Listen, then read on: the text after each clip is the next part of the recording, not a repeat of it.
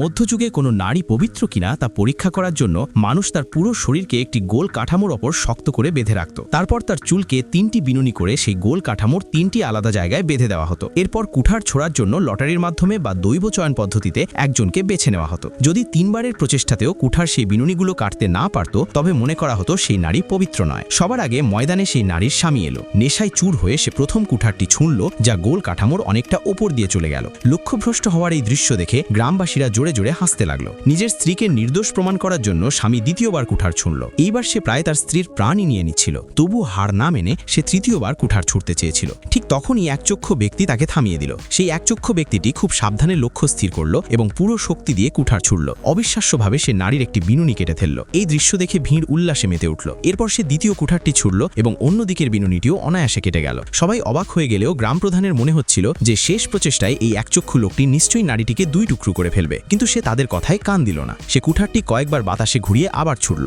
অবিশ্বাস্যভাবে সবথেকে কঠিন বিনুনিটিও কেটে গেল।